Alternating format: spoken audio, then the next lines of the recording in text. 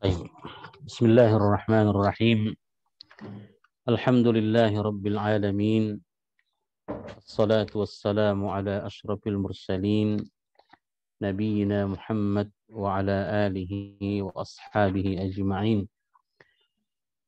أما بعد، اللهم علمنا بما ينفعنا وانفعنا بما علمتنا يا أرحم الراحمين. اللهم ربنا زدنا علما نافعا وارزقنا فهما. اللهم اهدنا وجعلنا سببا لمن اهتدى يا أرحم الراحمين. Bapak sekalian, rahimakumullah, puji syukur kepada Allah Subhanahu wa taala terus menerus kita panjatkan. Semoga kita semua insyaallah termasuk dari hamba-hamba Allah yang terus menerus berterima kasih kepadanya. Kemudian salawat dan salam tak lupa kita hadiahkan untuk Nabi kita Muhammad sallallahu alaihi wasallam. Semoga kita semua insyaallah termasuk dari umatnya yang istiqamah di atas sunnahnya, berjalan di atas manhajnya. Amin ya rabbal alamin.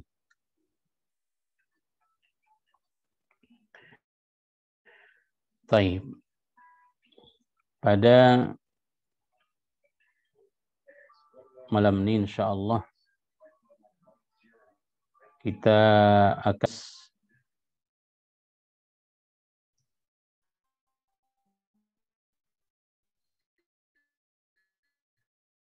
mulai dari ayat yang ke-50.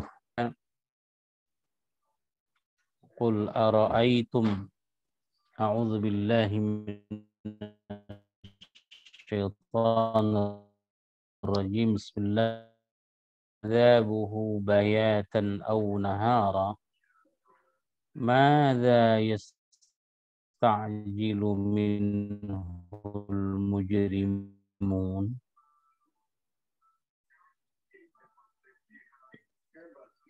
Jadi bila apa makna dan kandungannya secara pasti, maka kita akan membacanya mengikuti makna dan kandungan itu. Karena itu kita akan baca di penghujung ayat ini dengan sebuah pertanyaan. Madza yasta'jilu minhul mujrimun? Idza waqa'a amantum bih. Idza ma waqa'a amantum bih. Al-ana wa qad kuntum bihi tasta'jilun. Jadi ayat ini, sekalian, kalau kita hubungkan dia kepada ayat-ayat kita pada pertemuan yang lalu, di sana di ayat-ayat tersebut sudah kita tengok pertanyaan-pertanyaan orang-orang musyrik kepada Nabi kita sallallahu alaihi wasallam, ya, perihal hari kebangkitan, perihal tentang siksa, ya. Tapi pertanyaan-pertanyaan mereka kepada Nabi itu istihza. Sebenarnya pertanyaan yang mengandung ejekan. Ya. Jadi bukan pertanyaan untuk meminta penjelasan.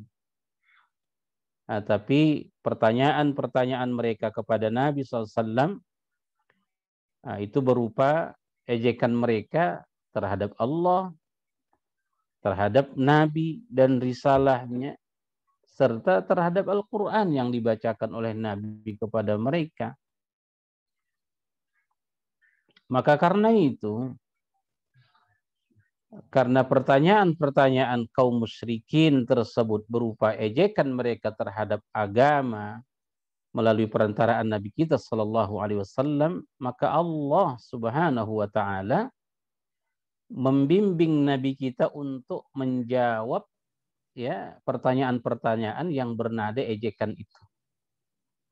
Makanya karena itulah kata Allah, Qul, katakanlah kepada mereka wahai Muhammad, Aro'aitum, ya, Aro'aitum, terangkanlah kepadaku, in atakum azabuhu bayatan au nahara, jika datang kepada kalian, ya, in atakum, jika datang kepada kalian, azabuhu, siksanya, tentunya Allah, siksanya Allah, ya, yang kalian jadikan sebagai bahan ejekan kalian, gitu kan? Jika datang kepada kalian siksaan Allah itu, bayatan, ya, bayatan, waktu malam, ya, ketika kalian sedang berehat, ketika kalian sedang tidur, ya, atau sedang berkumpul dengan keluarga kalian, atau nahar kalian di siang hari, ya, di siang hari, ketika kalian sedang sibuk-sibuknya melakukan aktivitas harian kalian. Jadi qul ara'aitum in atakum adzabuhu bayatan aw naharan. Bila datang siksa itu kepada kalian siang atau di waktu malam. Apa kata Allah? Tanyakan ke mereka Muhammad. Madza yasta'jilu minhul mujrimun. Yang manakah di antara siksa itu ya yang diminta untuk disegerakan oleh mereka-mereka yang pendurhaka itu. Jadi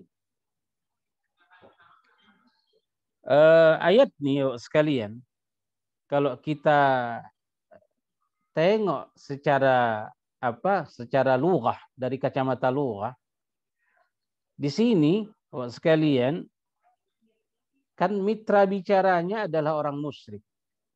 Ya, qul aro'aitum in atakum, kan di situ aro'aitum antum, in atakum, kum itu pun juga antum, maknanya kalian, ya. Jadi maknanya pendapat kalian bila datang kepada kalian siksa Allah menimpa kalian, baik datangnya siang atau datangnya malam.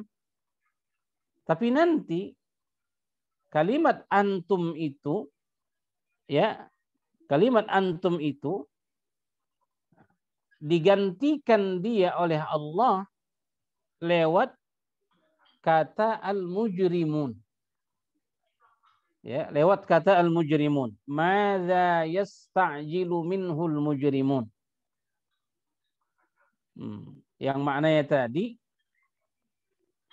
siksa mana, ya, mana siksa yang diinginkan disegerakan oleh para pendurhaka itu. Kalau sebenarnya kita ikuti alur ayat nih, Pak, kalau kita ke bahasa Arab biasa, bukan Quran, ya, pasti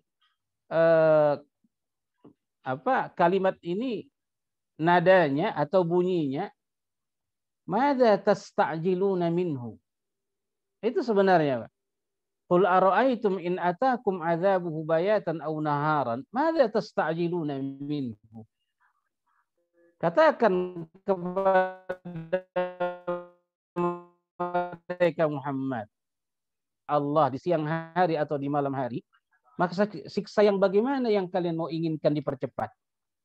Itu maknanya sebenarnya. Tapi kalimat antum di situ Allah ubah menjadi al-mujrimun. Jadi seolah-olah mitra bicaranya bukan lagi Quraisy.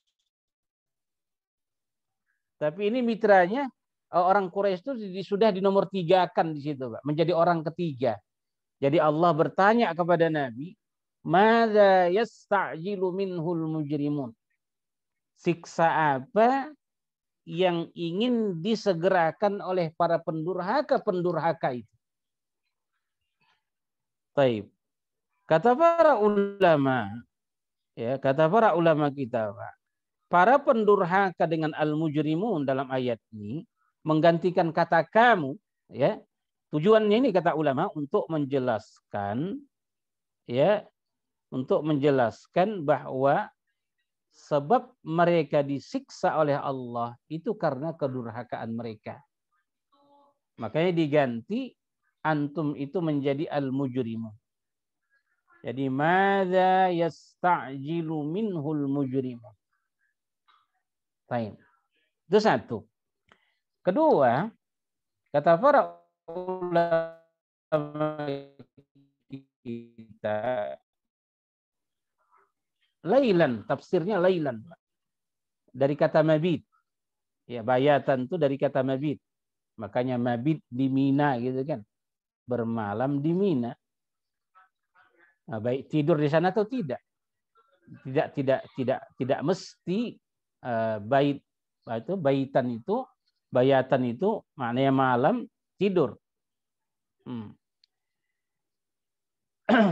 Jadi bayatan tuh lailan au naharan ini menunjukkan waktu sebagaimana yang sama-sama kita pahami. Jadi kalau kita pahami kalimat bayatan au naharan kepada waktu, jadi pertanyaan itu menunjukkan, ya, apakah maka siksa yang manakah yang ingin disegerakan oleh orang-orang pendurhaka itu? Apakah siksa yang akan datang pada waktu malamkah yang mereka inginkan?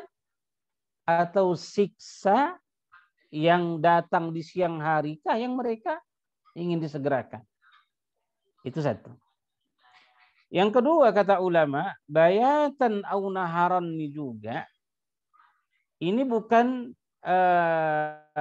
hanya tertuju kepada masalah waktu, ya, tapi menunjukkan bentuk dari siksa. Jadi qul ara'aitum in atakum adzabuhu bayatan au nahara. Apa pendapat kalian jika datang kepada kalian siksa Allah, ya, baik di malam hari atau di siang hari. Jadi bukan waktu yang menjadi perhatian di pendapat dari siksa itu. Ya, bentuk dari siksa itu. Baik terjadinya di malam hari kah atau terjadinya di siang hari itu tidak soalan. Tapi pertanyaannya di sini siksa yang bagaimanakah bentuknya yang ingin disegerakan oleh para pendurhaka itu? Kira-kira begitu makna yang kedua. Yang jelas, Bapak sekalian, ayat ini kata ancaman Allah, ya, Subhanahu wa taala terhadap orang-orang musyrik Mekah secara khusus. Ya, ini merupakan kecaman. Dan kata para ulama kita bahwa ayat ini mengecam orang-orang musyrik yang dihadapi Nabi saat itu, ya, dari dua sisi, Pak. Dari dua sisi. Sisi pertama, ya, kata para ulama, kecaman Allah lewat ayat ini terhadap mereka itu disebabkan oleh permintaan mereka agar siksa disegerakan kepada mereka. Ini satu kecaman.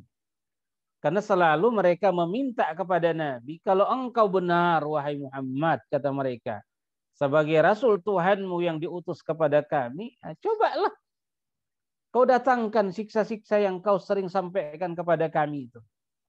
Jadi karena permintaan-permintaan dan ejekan seperti itu, mereka dikecam oleh ayat ini.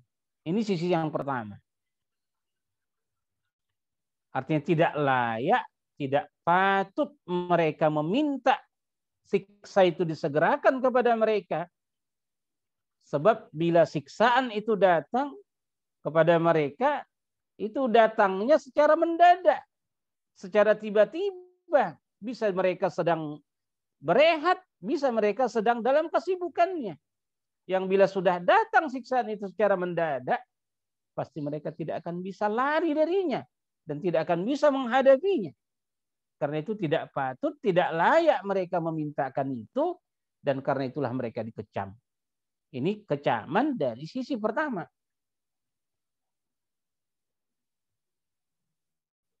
Baik. Kalau dari sisi kedua, sekalian, mereka dikecam oleh Allah Subhanahu wa taala itu di ayat yang ke-51. Apa kata Allah? Athumma, makanya athumma, ani istifham, Pak. Huruf pertanyaan. Yang tujuannya adalah kata ulama kita istifham inkari. Ya, istifham inkari. Yang maknanya athumma idza ma waqa'a amantum bih. Apakah kemudian apabila siksa itu kamu baru mau mempercayainya? Ya. Amantum bih, baru kalian beriman dengannya.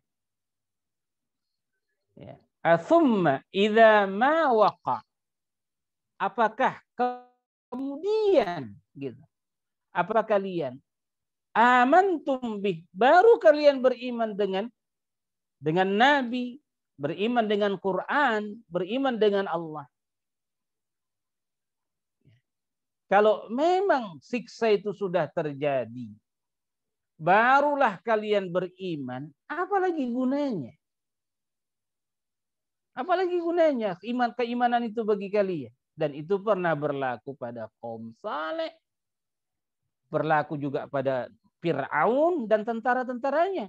Ketika siksaan dunia sudah turun kepada mereka, baru Fir'aun mengatakan amantu bi Rabbi Musa wa Harun.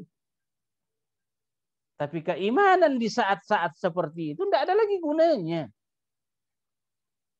Nah, jadi ini kecaman kedua untuk mereka, Pak. Jadi kecaman pertama tadi, ya mereka dikecam karena meminta siksaan itu segera dijatuhkan. Itu ya. Kemudian yang kedua, mereka dikecam oleh Allah Subhanahu wa taala lewat ayat ini karena apabila siksa sudah dijatuhkan kepada mereka, baru muncul kesadaran untuk beriman, ya tentu ini juga tidak ada gunanya, tidak ada manfaatnya. Nah, karena itulah ini kata ulama, sisi kedua mereka dikecam oleh Allah Subhanahu wa taala. Makanya apa kata Allah? Al-ana. Baru sekarang nih, gitu kan kira-kira. Baru sekarang nih kalian beriman. Baru sekarang nih kalian sadar. Wa qad kuntum bihi tasta'jilun. Waw ini disebut waw hal.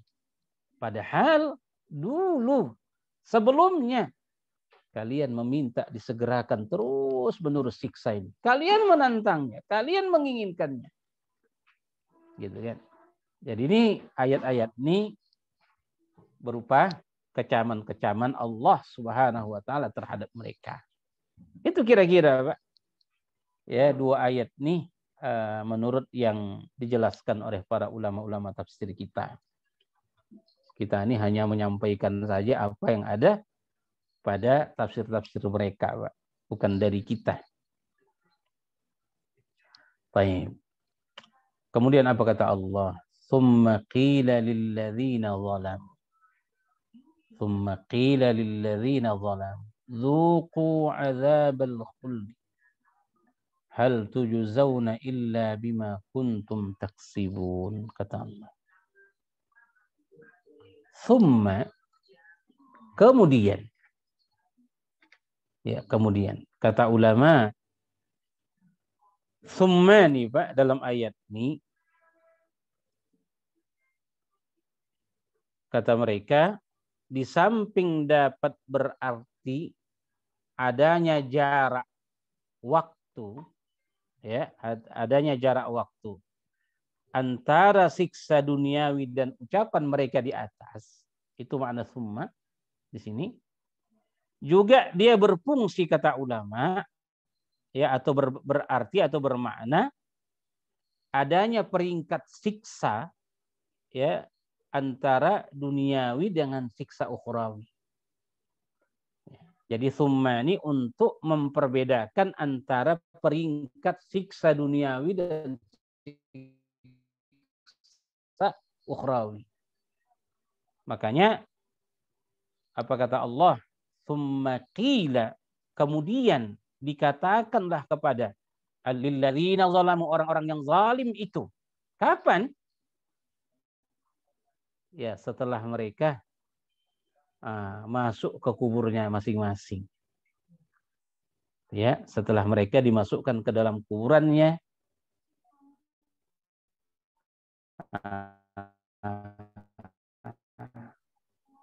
atau setelah mereka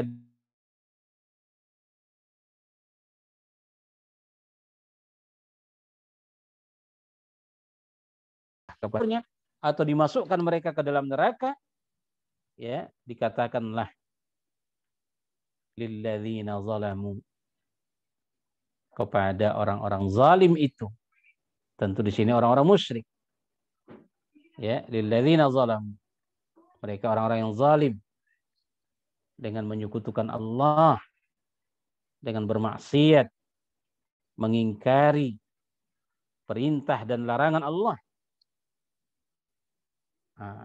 Ketika mereka disiksa di dalam kuburnya dan disiksa di dalam neraka, dikatakanlah kepada mereka, dzuqu adzabal khuldi, rasakan kalianlah siksa yang kekal ini, kata Allah. Rasakan kalianlah siksaan yang kekal ini. Adzabal khuldi. Baru dikatakan kepada mereka sebagai bentuk hinaan untuk mereka, hal tujzauna illa bima kuntum taksibun. Bukankah kalian tidak diberi balasan melainkan dengan apa yang telah kamu kerjakan? Maknanya apa? Setimpal. Ya, setimpal. Allah menunjukkan keadilannya, ya, ketika mereka disiksa, bahwa siksa mereka itu sesuai dengan apa yang mereka kerjakan selama ini. Karena Allah Subhanahu wa taala dalam hal ini sering kita katakan tidak akan pernah menzalimi siapapun. Termasuk dalam hal siksa. Orang akan disiksa secara adil kesalahan yang dilakukan. Hal tujzauna illa bima kuntum taksibun. Kemudian, sekalian, wa yastanbi'unaka ahaqqun hu. Qul i wa rabbi innahu lahaqqa wa ma antum bimu'jizin. Jadi setelah ayat-ayat yang lalu membungkam, ya kan, orang-orang musyrik tersebut,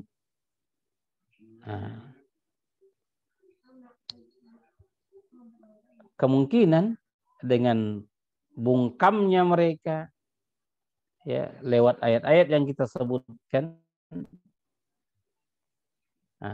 mungkin akan ada secercah harapan, walau tipis, bahwa hati mereka terbuka, hati mereka akan beriman. Gitu.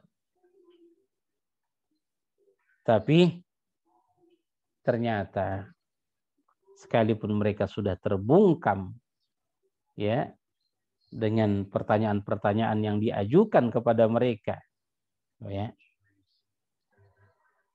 ternyata mereka benar-benar tidak beriman. Justru, ya, sikap mereka semakin aneh. Sikap mereka semakin aneh. Apa anehnya?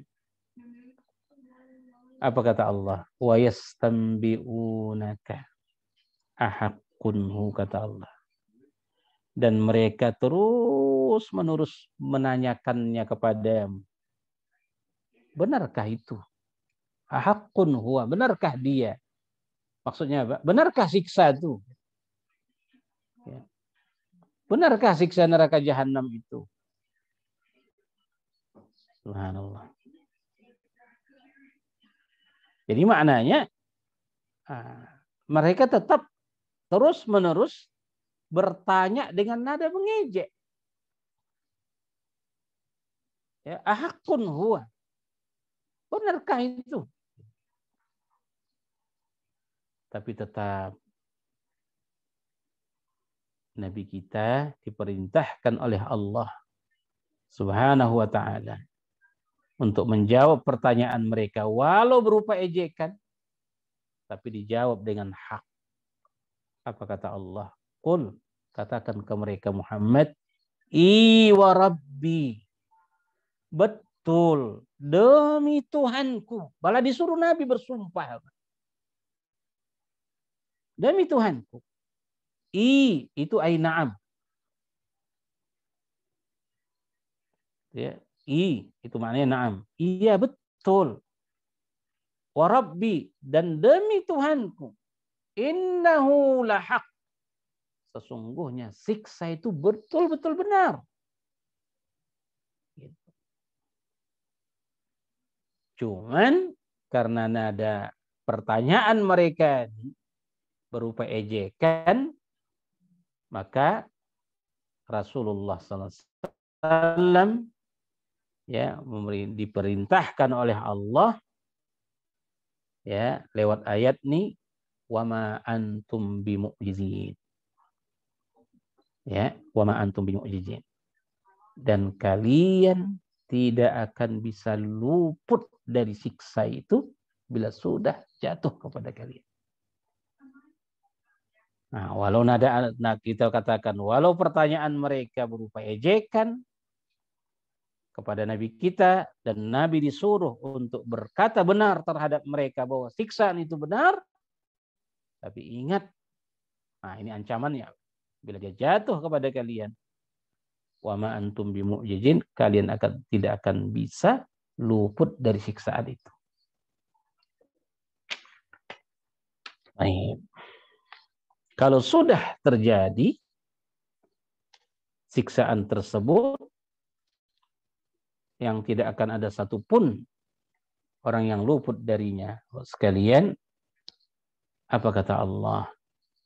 Walau anna likulli nafsin zalamat ma fil ardi laftadat bih wa asarrun nadamah lamma ra'awul azab wa qudiya bainahum bil qisti wa hum la yuzlamun, kata Allah.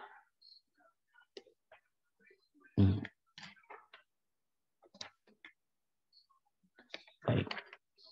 Walau anna likulli nafsin, walau anna likulli nafsin, seandainya lah, kata Allah, dan seandainya lah, anna likulli nafsin, bahwa bagi setiap jiwa-jiwa yang tersiksa itu, ya, zalamat ma fil ardi, jiwa-jiwa yang zalim itu, ya, walau anna likulli nafsin zalamat, jadi seandainya lah, atau dan kalau seandainya setiap diri yang zalim itu, ya, yang jatuh kepada mereka siksa atas kesyirikan mereka, atas kezaliman mereka, atas maksiat mereka, ma fil ardi, Mereka mempunyai segala apa yang ada di muka bumi ini yang berharga. Laftadat bih. Pastilah akan mereka jadikan itu ya satu perkara yang akan mereka jadikan sebagai tebusan untuk menebus diri mereka dari siksa itu. Jadi walau anna likulli nafsin zalamat ma fil ardi laftadat bih. Seandainya mereka mempunyai ya seluruh yang ada di muka bumi ini menjadi milik mereka, Pak. Ya, saat mereka disiksa oleh Allah, pastilah mereka akan jadi untuk penebus diri mereka dari siksa itu. Tapi sayang, ya,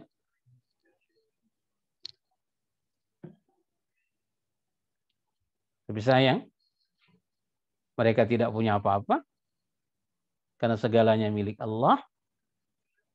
Siksa sudah jatuh kepada mereka. Dan apapun tidak akan bisa mereka jadikan sebagai tebusan ya untuk membebaskan mereka dari siksa itu. Justru yang ada wa asarrun nadamah kata Allah. Dan mereka karena sudah tidak bisa menebus dirinya dengan apapun dan mereka pun menyembunyikan penyesalan mereka ya lamma ra'aul azab ketika mereka saksikan azab atau siksa yang selalu mereka ingin segera disegerakan, yang selalu mereka ejek, ya. Lama ra'aul azab. Jadi manakala mereka tengoklah siksa itu, asarrun nadamah. Asarrun nadamah kata ulama, mereka sembunyikanlah rasa penyesalan mereka. Ya. Maksudnya kata ulama, hati mereka itu penuh dengan penyesalan dan kerugian sekalian. Karena siksa yang mereka selalu tantang ketika di dunia itu, dah mereka tengok dengan mata kepala mereka sendiri. Yang kata Allah, seandainya mereka punya sesuatu yang bisa mereka pakai untuk menebus diri mereka dari siksa itu, mereka akan semua kerahkan ya apa yang mereka miliki untuk menebus diri mereka. Tapi tidak ada gunanya. Nah,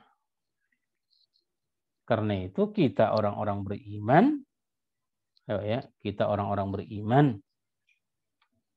di dunia ini kita ingin menebus diri kita dengan ketaatan-ketaatan kita kepada Allah, dengan sedekah kita, dengan kebaikan-kebaikan kita, dengan zakat kita, zikir kita, salat kita, semuanya kita lakukan itu sekalian untuk menebus diri kita agar tidak tersiksa di dalam neraka.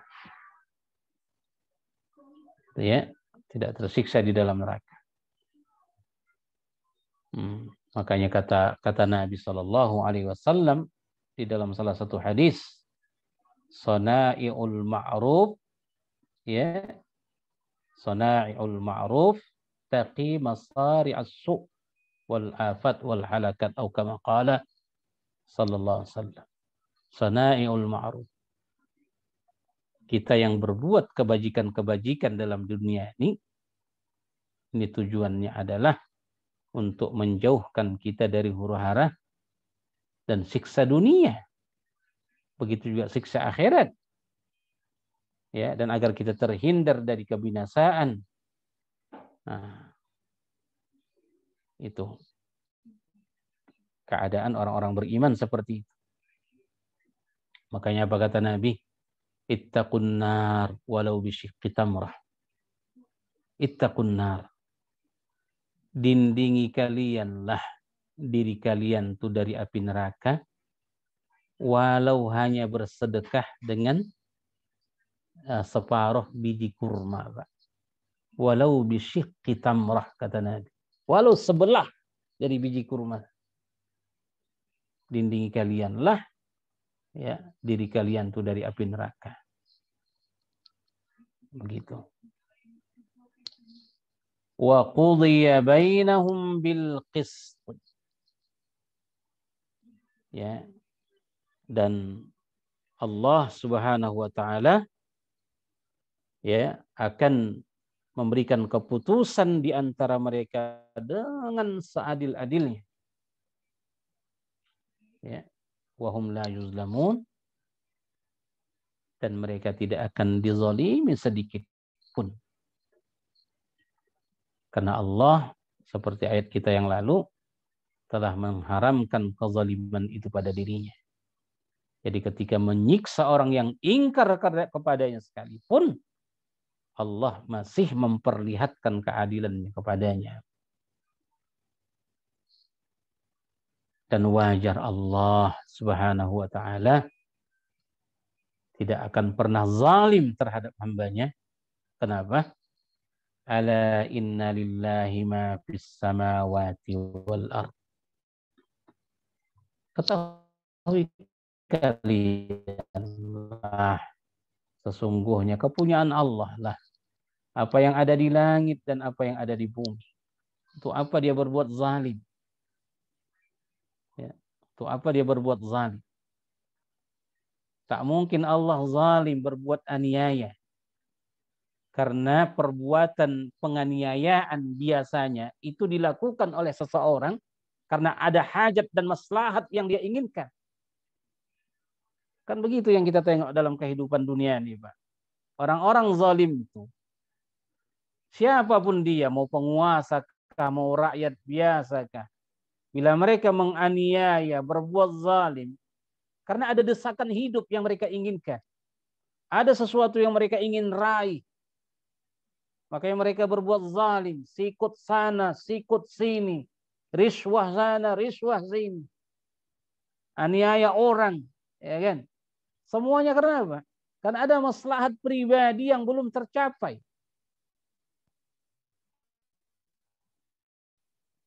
Ya, ada keperluan, ada hajat, makanya menganiaya diri, menganiaya orang, menzalimi sana sini segala macam. Dan Allah Subhanahu wa taala tidak akan mungkin berbuat zalim kepada siapapun. Ya, termasuk kepada orang-orang yang zalim di dunia ini. Dengan kemusyrikan mereka, dengan maksiat mereka, atau kezaliman mereka terhadap makhluk. Tak mungkin Allah menzalimi mereka, Pak. Kenapa?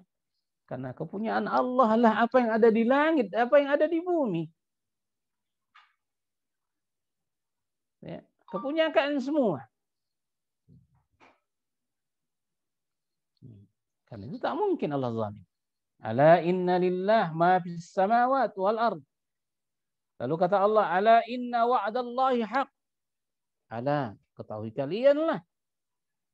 Karena Allah itu tidak pernah zalim. Kepunyaannya ada apa yang ada di langit, apa yang ada di bumi. Dan janji Allah di sini tentunya satu siksanya. Ya, siksanya. Walakinna aktsarahum la ya'lamun. Akan tetapi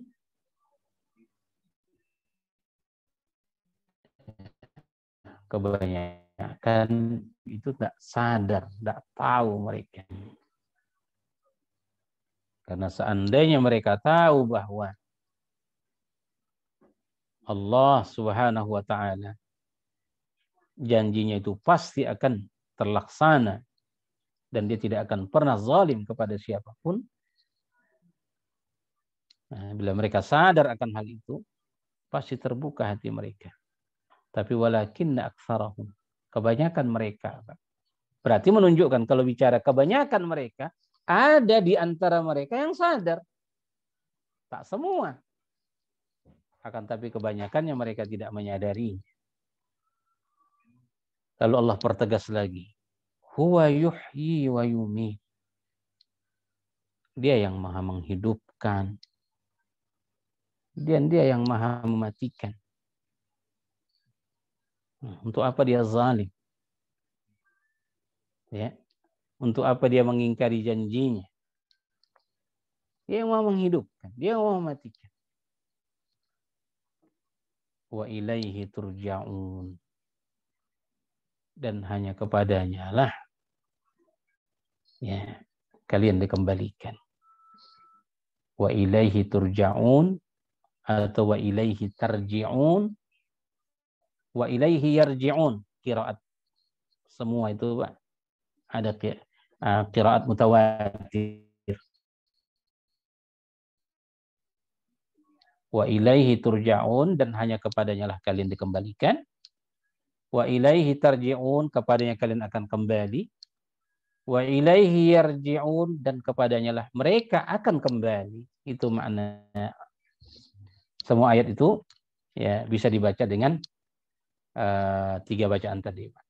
Turja'un, tarji'un, yarji'un.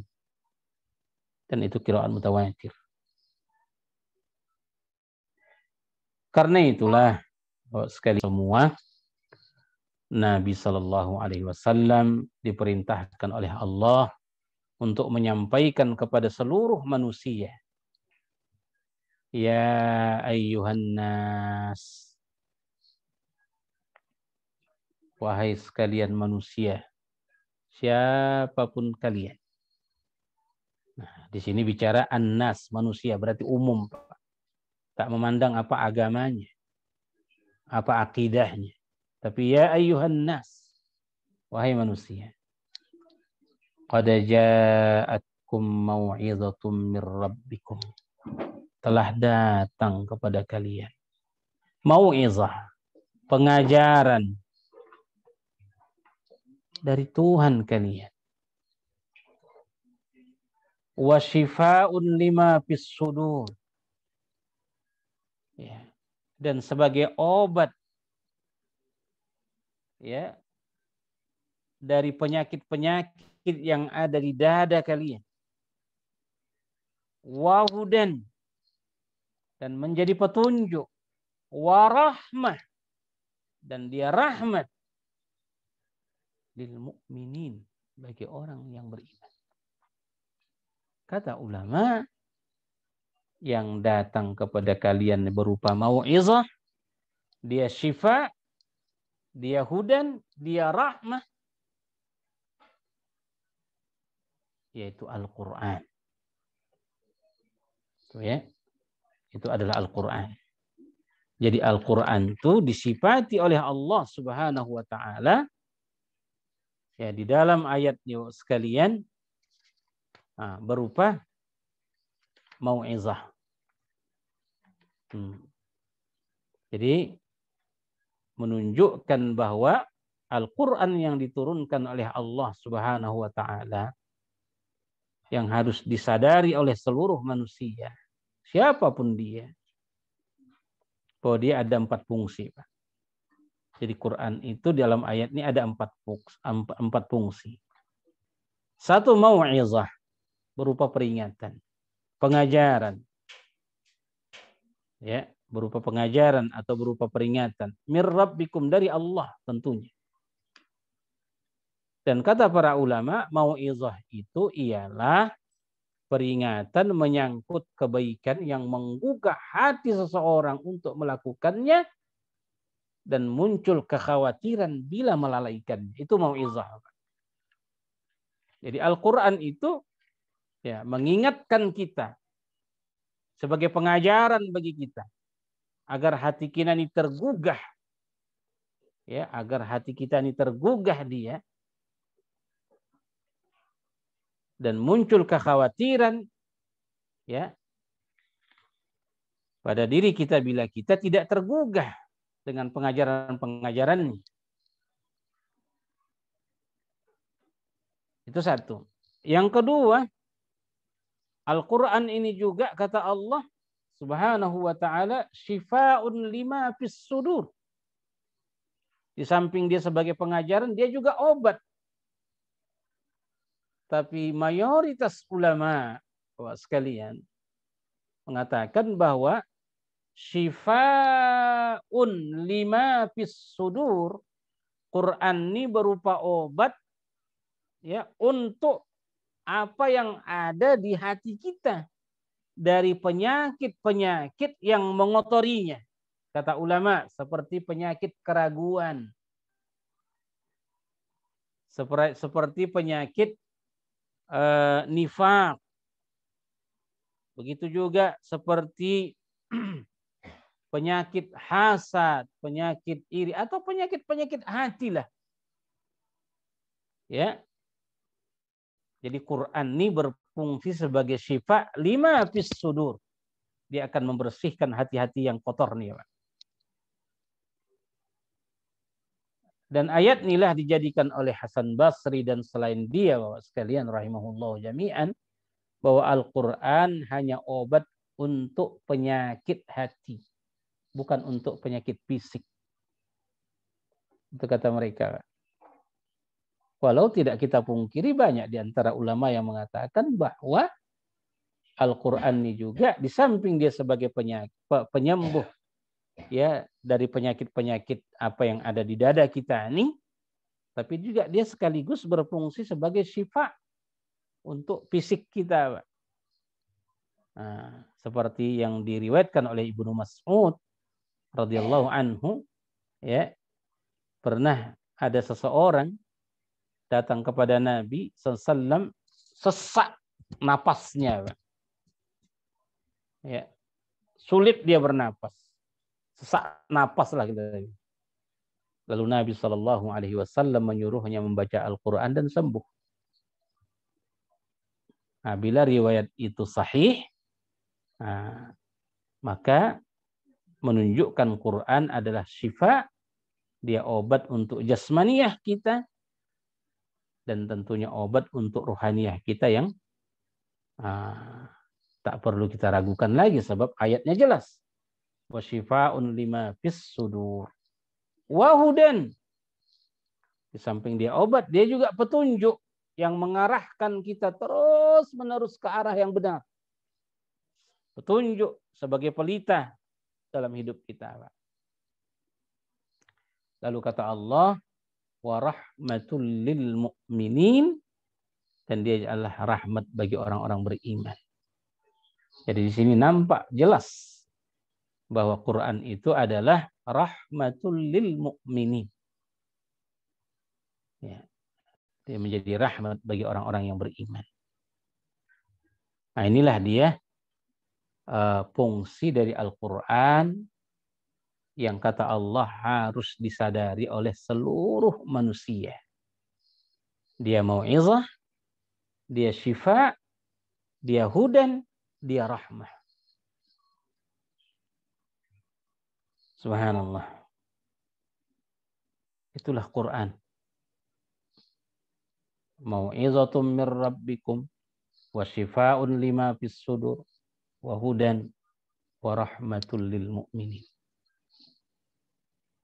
Qul, sampaikan wahai Muhammad, kata Allah, bi fadlillahi wa bi rahmatihi fabidzalik falyafrahu. Sampaikan tuh Muhammad kepada manusia-manusia tadi gitu ya.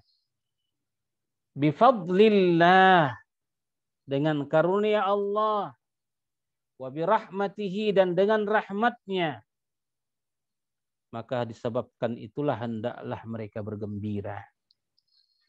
Jadi seolah-olah ayat ini Pak, mengajarkan kepada kita bahwa kegembiraan itu punya pembatasan. Sepatutnya kita ini bergembira, ya, yang membuat atau pendorong kita bisa bergembira itu disebabkan oleh fadlullah dan disebabkan rahmat Allah.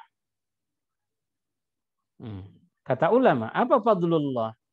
Quran. Apa rahmatullah? Islam.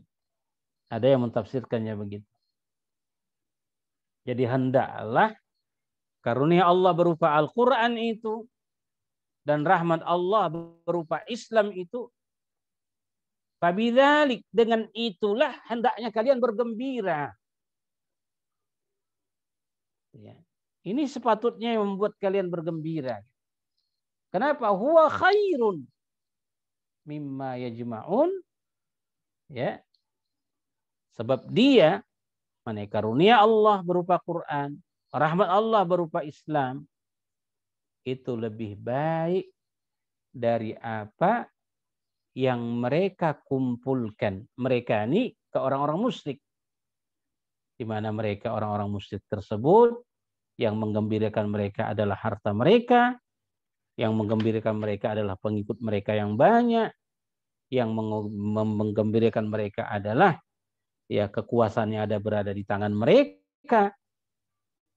Nah, sementara kita diarahkan oleh Allah, kegembiraan kita itu bukan di hal-hal yang panas seperti itu. Tapi yang harus kita gembirakan apa? Keimanan kita apa?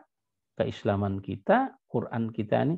Inilah agama kita, inilah sepatutnya yang membahagiakan kita, menggembirakan kita. Sebab ini adalah nikmat Allah yang tidak bisa dihargai oleh dunia dan seisinya. Ya, dunia dan seisinya. Apa kata Ibrahim bin Adham? Ya, dalam salah satu ucapan beliau, apa dia bilang? Lau kana al-umara'u ya'lamuna, kata mereka. Andai kata para penguasa-penguasa itu tahu mereka ya nikmat, ya nikmatnya berzikir kepada Allah, nikmatnya berqiyamul lail, nikmatnya yang membaca Al-Quran, nikmatnya beribadah, pastilah mereka akan hunus pedang-pedang mereka untuk mengambil itu dari kita. Ya. Jadi huwa khairum mimma yajma'un, nikmat Quran, nikmat agama, itulah sepatutnya yang harus menggembirakan kita, karena dia lebih baik dari apa yang dikumpulkan oleh orang-orang musyrik atau orang-orang kafir. Diriwayatkan, Bapak sekalian, bahwa ketika harta benda yang amat banyak tiba di Madinah, yang datang dari Irak pada masa pemerintahan Umar bin Khattab radhiyallahu anhu, seorang yang bersama Umar saat itu berkata dia, apa kata dia? Demi Allah, ini adalah karunia dan rahmat Allah. Memang betul bahwa harta yang melimpah itu adalah karunia dan rahmat Allah. Tapi mendengar kalimat itu Umar marah.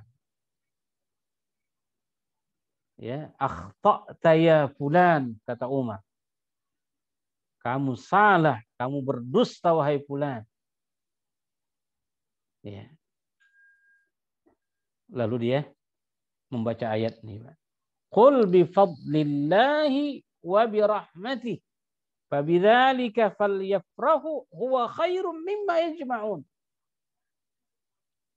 Umar mengatakan bahwa karunia Allah berupa Al-Quran, wa rahmatullah berupa Islam. Itu yang sepatutnya membuat kalian gembira. Karena dia lebih baik daripada apa yang dikumpulkan oleh orang-orang musyrik dari harta dunia dan seisinya.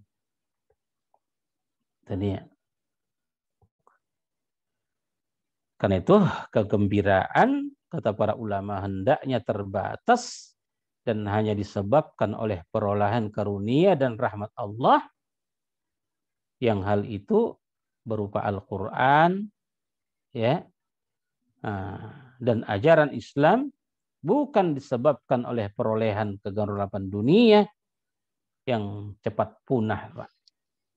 Ya, yang cepat punah. Kita ini suka tertipu, Pak. Ya, suka tertipu. Begitu dapat nikmat sedikit, ya, yang sifatnya dunia, langsung tersungkur sujud syukur. Tapi orang jarang ya, bersyukur dengan ringannya langkah menuju masjid untuk sholat jamaah. Jarang disyukuri ini ya Pak. Ya, senangnya dan lezatnya kita rasakan saat tilawah Al-Quran. Jarang disyukuri orang. Ya. Apalagi nikmat-nikmat ibadah itu jarang orang syukuri. Bahkan banyak orang menganggap itu sebagai beban. Ini yang kita khawatirkan. Tapi begitu nikmat-nikmat dunia ini kita terima, Masya Allah. Berkunang-kunang mata kita. Ceria wajah kita. Padahal ini sirna. Ya, kalau ndak dia yang habis, kita yang habis duluan, Pak. Antara dua. Kalau tak dunia yang kita pegang nih, habis begitu saja, kita yang duluan habis. Lalu diperebutkan oleh orang di sesudah kita. Inikah yang mau kita gembirakan? Ya tentu tidak. Tapi yang mengembirakan kita apa? Yang akan terus-menerus bersama kita sampai kita bertemu dengan Allah di akhirat. Apa itu? Di agama kita, iman kita, salat kita, zakat kita. Ini sepatutnya ya yang harus kita gembirakan melalui ayat ini. Itulah dulu Bapak Ibu sekalian kajian kita malam ini, mudah-mudahan insyaallah ayat-ayat ini menjadi penerang bagi kita dalam kehidupan kita insyaallah. Jazakumullah khairan. Wassalamualaikum warahmatullahi wabarakatuh.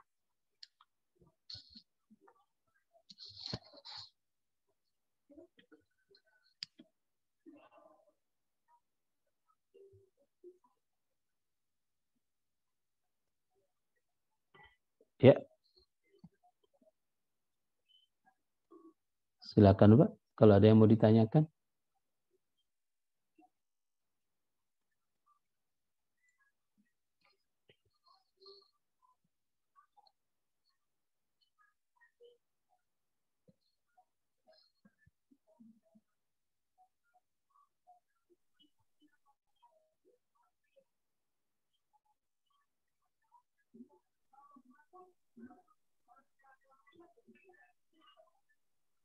Ya, Pak Syahrul.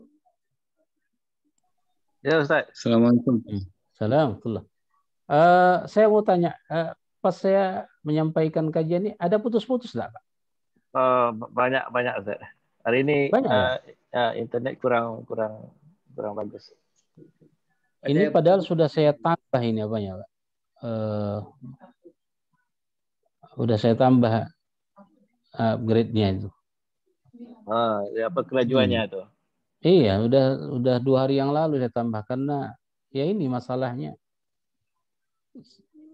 suka terputus-putus gitu. Ya, hari ini kurang baik taliannya. Gitu ya. Ya, Ustaz.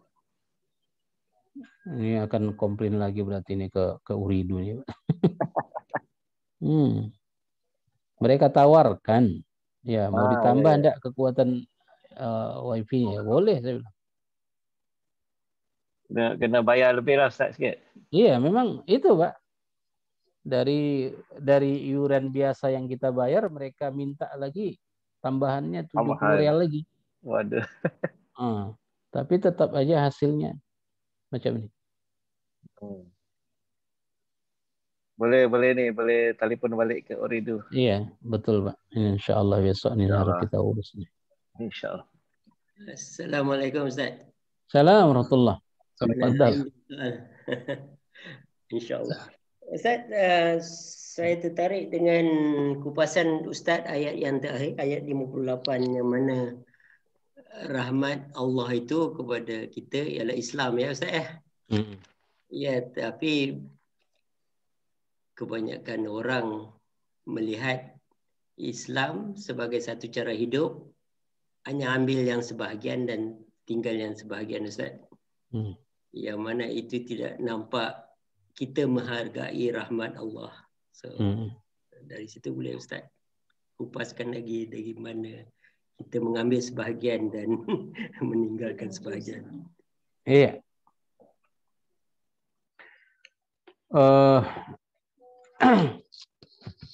Betul seperti Bapak bilang tadi,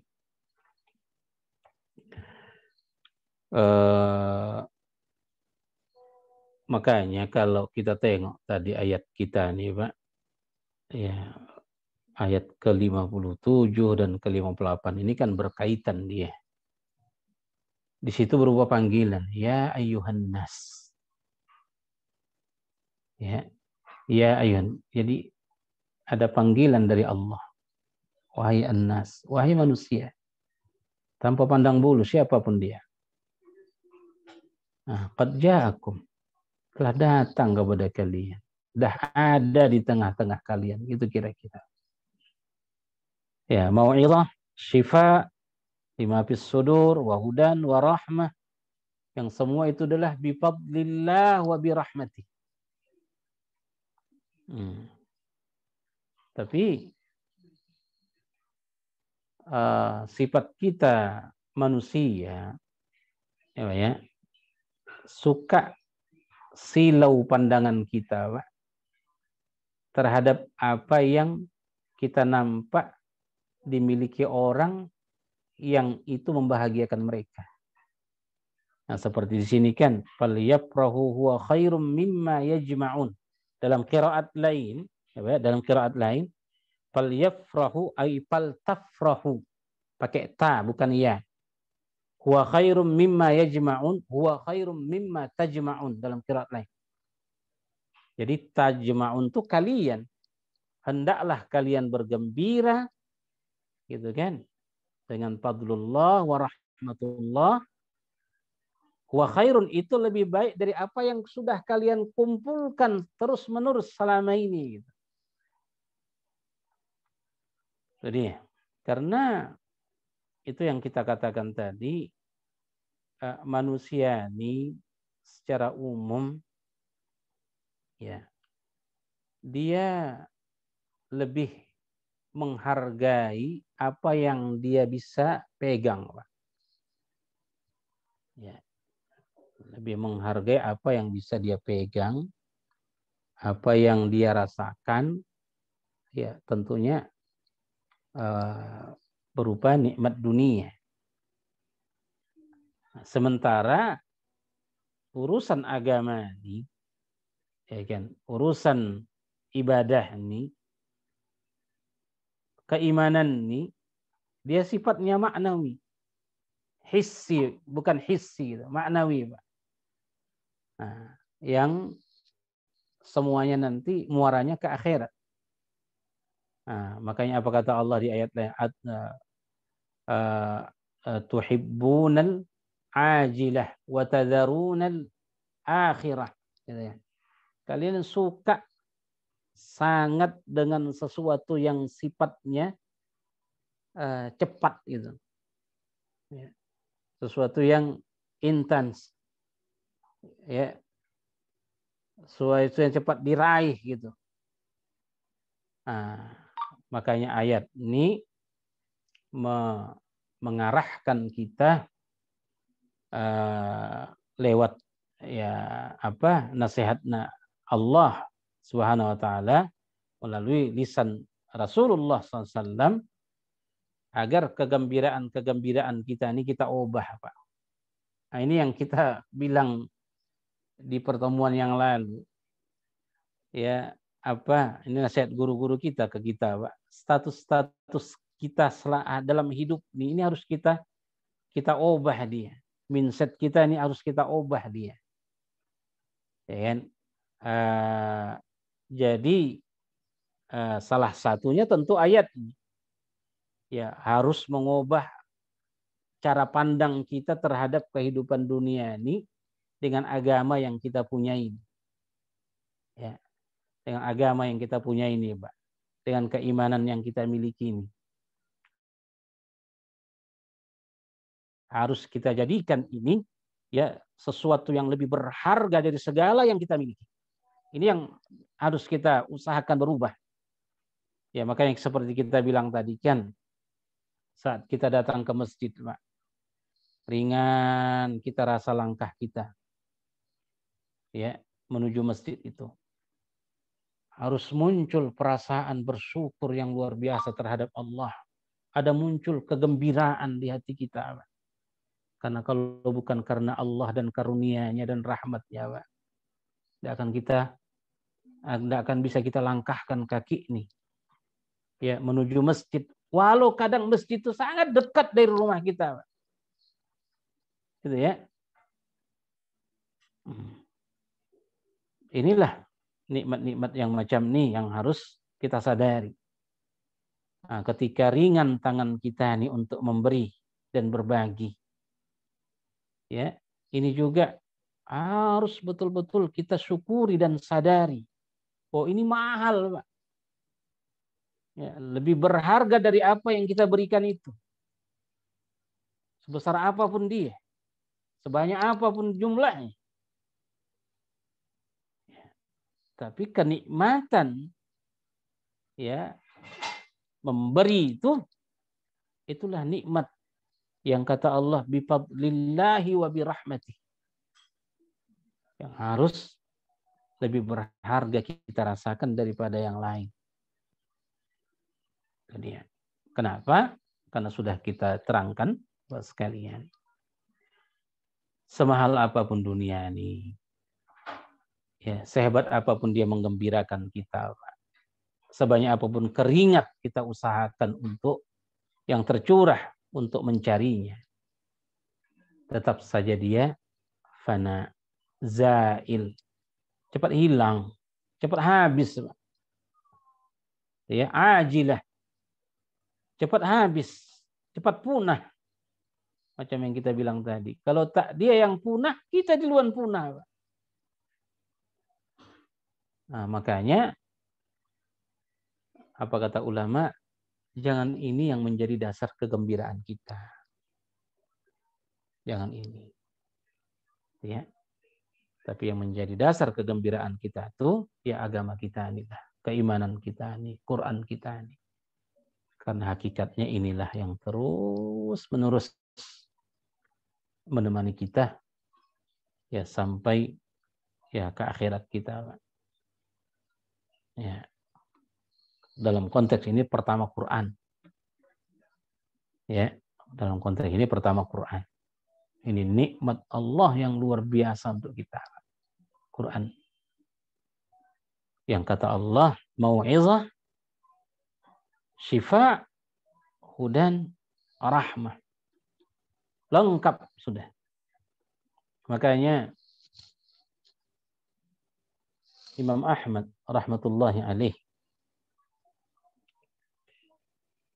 ketika dia disiksa oleh rejim saat itu, penguasa, kalau ya Bani Abbasiyah, ya kan,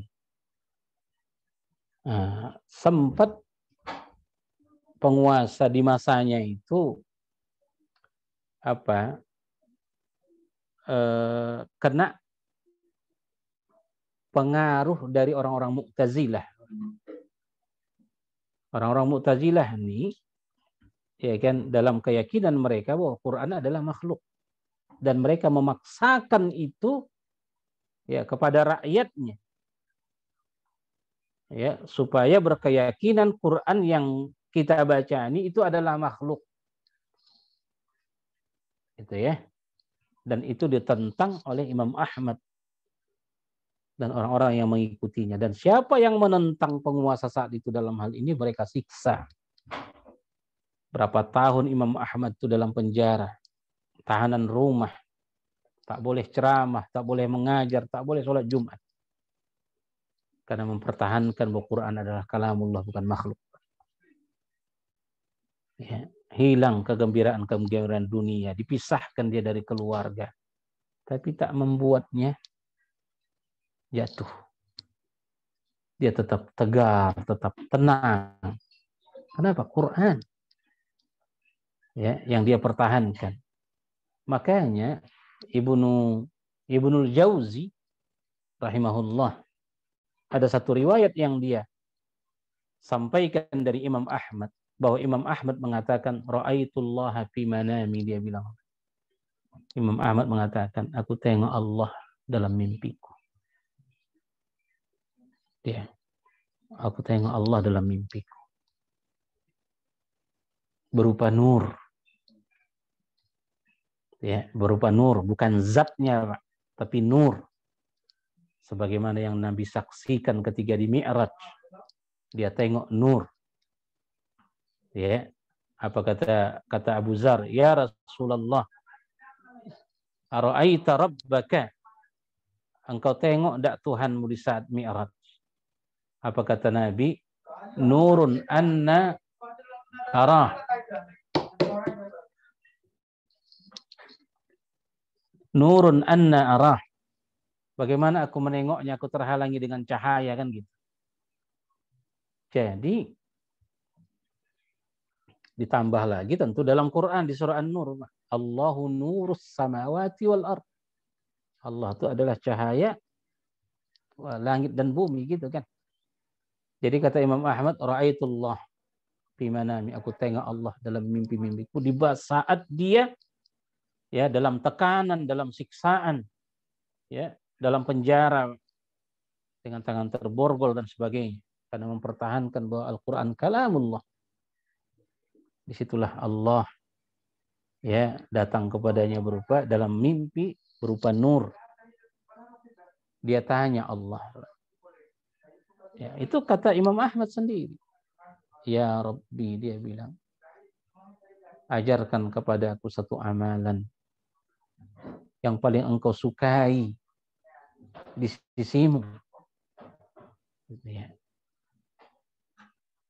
Apa kata Imam Ahmad? Qala Allahu li. Allah mengatakan kepadaku, Al-Qur'anu ya Ahmad. Al-Qur'anu ya Ahmad. Quran yang sedang dia pertahankan itu. Ya. Yang membuat dia menderita di dunianya oleh penguasa saat itu. Itu pula yang disampaikan dalam mimpinya itu, Al-Qur'anu ya Ahmad. Dia tanya balik, apakah harus aku paham maknanya atau tidak ya Allah? Kata Imam Ahmad, setelah dia bertanya seperti itu, baik engkau paham atau tidak, Al-Quran adalah satu amalan ya yang bilang kalian baca, memahaminya atau tidak, maka itu adalah satu amalan yang paling kucintai, kata Allah Subhanahu wa ta'ala. Dan dia pun terbangun. Jadi, qul bifadlillah wa birahmatihi fabidzalika falyafrahu. Makanya ulama-ulama Ahlus Sunnah wal Jamaah mengatakan memang Allah tidak akan terlihat dengan mata kita ya di dunia ini, Pak. Tapi boleh kita tengok dia dalam mimpi kita. Tapi dia bukan berupa zat yang menyerupai makhluk, tak. Tapi dia berupa nur seperti yang Nabi tengok di saat Mi'raj. Wallahu a'lam. Jazakallah khair, Ustaz. Allah barik fiik. Raja Sani ada soalan, Ustaz. Silakan Raja. Ya, Pak. Assalamualaikum. Assalamualaikum warahmatullahi wabarakatuh. Terima kasih tadi Ustaz. Rasanya ayat 58 tu memang banyak pengajarannya. Saya nak tanya sikit macam tadi dalam ayat 56, 53 atau 52, tak ingat saya. Yang mana Ustaz kata Bilqis itu adalah Allah itu maha adil dan dia mengharamkan dirinya sifat kezaliman. Zalim. Ya. Ya. Jadi itu samakah dengan namanya Al-Adl? Iya, Pak. Al-Qisti dan Al-Adli. Itu ya. Begini. Para ulama tafsir secara khusus, mereka, Pak, ada berbeda pendapat tentang kalimat adlun dengan qistun. Sekelompok ulama mengatakan huma sawa. Adil dengan qisti itu maknanya sama. Jadi wa qudiya bainahum bil qisti ay bil adli, begitu tafsirnya. Ya. Allah Subhanahu wa taala memutuskan perkara di antara mereka dengan cara qistun ay adlun. Ini menurut sebahagian. Di antara ulama juga ada yang berpendapat bahwa al-adlu dengan al-qisti itu ada perbedaan. Ya, ada perbedaan. Apa perbedaannya? Kalau adlun, Pak, kalau adil, ya, kalau adil pakai ain, dal, dan lam, ini keadilan yang yang tidak akan bisa memuaskan semua pihak. Dan kalimat ini sering dipakai dalam pengadilan-pengadilan, Pak. Ketika hakim memutuskan perkara dengan adil, ya kan? Mereka yang berseteruni setelah diputuskan oleh hakim keputusan, pasti salah satu dari kedua belah pihak itu tidak puas. Siapa yang merasa diuntungkan dengan keputusan hakim itu, dia akan menganggap itu adil. Ya, sementara mereka yang merasa kurang diuntungkan dengan keputusan itu, mereka bilang itu zalim. Gitu ya. Jadi adil nih kata para pakar ulama kita, ya mereka bilang kalau adil nih satu pembahagian ya yang tidak akan memuaskan semua pihak. Nah, itu adil. Sedangkan qistun, ya, sedangkan qistun ini keadilan yang semua orang akan terima dengan puas hati. Nah, itu perbedaan-perbedaan para ulama kita makna antara adil dengan qistun. Jadi wa qudiya bainahum bil qisti, ya, qudiya diputuskanlah bainahum di antara mereka dengan cara yang seadil-adilnya. Wa hum la yuzlamun. Nah, diterangkan di penghujung ayat ini, sedang mereka itu tidak akan terzalimi sedikit pun saking adilnya, Pak, mahkamah Allah pada saat itu. Tapi sebenarnya, Pak, yang kita tengok di komentari para ulama dalam kitab tafsir mereka bukan kalimat qistun itu di ayat ini, Pak. Yang dikomentari para ulama humnya. Ya, di ayat yang Bapak tanyakan 54. Wa qudiya bainahum bil qisti, bukan qistinya yang dipertanyakan para ulama dalam ayat ini seperti yang Bapak tanya. Tapi yang dipertanyakan para ulama dalam ayat ini humnya. Ke siapa ini? Siapa mereka yang dimaksudkan di sini? Wa qudiya bainahum, diputuskanlah perkara di antara mereka dengan seadilnya. Siapa mereka? Di antara siapa dengan siapa ini? Kan gitu pertanyaannya. Padahal secara zahir ayat dari awal sampai ayat ini kan ini bicara kan sekelompok orang saja, Pak. Yaitu mereka-mereka orang musyrik yang selalu mencela Nabi, mengejek Nabi, ya, dan pertanyaan mereka pun pertanyaan yang mengejek. Mereka ini sebenarnya yang dibincangkan kan oleh ayat-ayat kita ini. Nah, tapi wa qudiya bainahum, diputuskanlah di antara mereka, seolah-olah mereka orang musyrik dengan yang lain ini ada berseteru, ya, khilaf, bermusuhan gitu kan. Padahal konteks ayat kita ini bicara hanya khusus orang musyrik yang mengingkari Quran dan kerasulan Nabi kita. Gitu ya. Itu yang dibincangkan ulama di sini. Tapi secara umum seperti kita bilang tadi, ada khilaf di kalangan ulama perbedaan antara adil dengan qistun. Ada di antara ulama mengatakan sama saja maknanya. Ada di antara mereka yang membedakannya. Kalau adil itu tidak akan memuaskan semua pihak. Sedangkan qistun itu akan memuaskan semua pihak. Jadi tidak ada satupun keberatan bila keputusan itu diputuskan berdasarkan qisti. Begitu, Pak. Wallahu a'lam. Jazakallah. Oh iya.